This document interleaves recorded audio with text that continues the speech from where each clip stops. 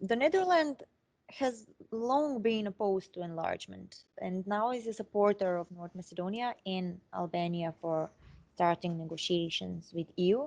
What is the reason for this? The well-implemented reforms, the promises of the EU, or is it maybe a bigger geopolitical plan? Well, thank you for that question. And I'm not sure whether the Netherlands has been opposed to enlargement. I think the Netherlands has mainly been very critical on the criteria, the reform criteria for enlargement. And if we listen to our Prime Minister Rutte, he notes that, well, the Dutch assessment is that compared to a few years ago, North Macedonia, among others, has really made good progress in these reforms. And that's why the Netherlands has basically changed its position from, well, 2 years ago. But it's also interesting to note that Prime Minister Rutte also mentioned the geopolitical element this time. He noted that the Netherlands does not want to see countries like China or Russia to gain a greater foothold in Southeast Europe. So he explicitly made this geopolitical argument, whereas before mostly he focused on the formal criteria for membership. How sincere is the offer for help and support from the EU member states for resolving the dispute between Sofia and Skopje? Well, I think it's sincere in the sense that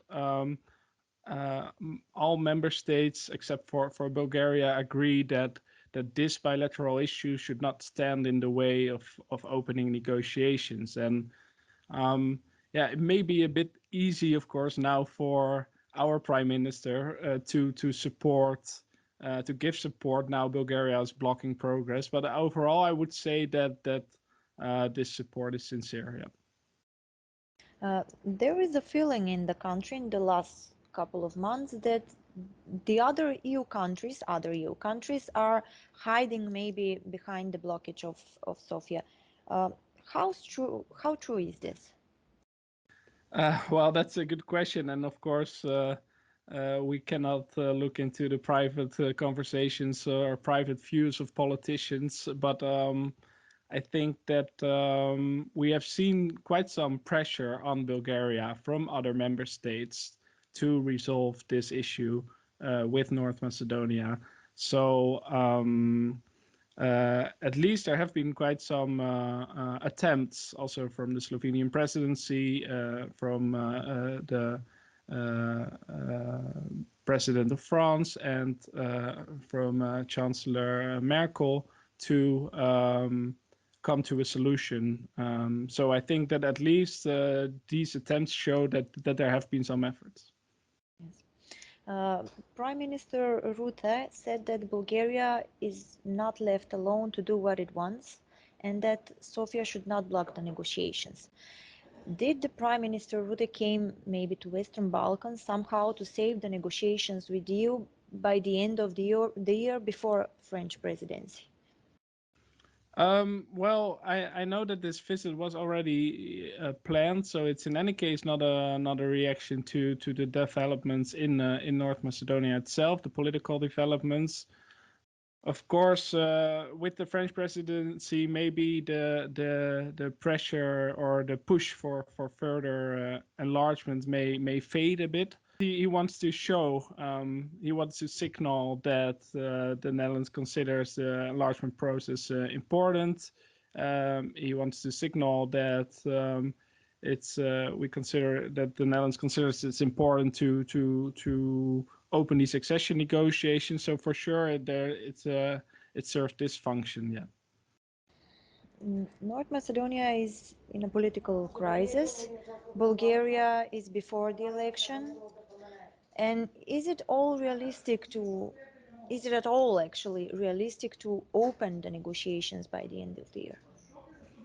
Well, that's a very difficult question because it depends, of course, on, amongst others, the elections in Bulgaria. And our Prime Minister Rutte, he was quite positive about that.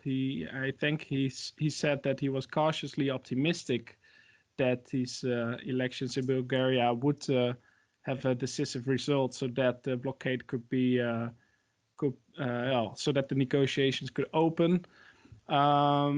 But it really depends on that, and if that will not happen, then of course also we may see this blockade also run into 2022, unfortunately. Do you think that Russian and Chinese influence is intensifying, with the EU leaving Albania and North Macedonia still to wait negotiations? Well, I think it's very clear that the longer the EU waits with opening negotiations, which do not equal membership, of course, it's about the opening of the negotiations. But the longer the EU waits, the more credibility it will lose, and it has already lost quite some credibility. In amongst others, North Macedonia is my impression. So, and of course, that would leave the room open for other countries to make their own advancements in the region. And at some point, I could also quite well understand that politicians would say, well, we are waiting and waiting for the EU. Well, it's not bringing us anything. So, yeah, of course, the longer the process takes and the longer this blockade takes, the more room there will be for other countries to also play a more important role in the region.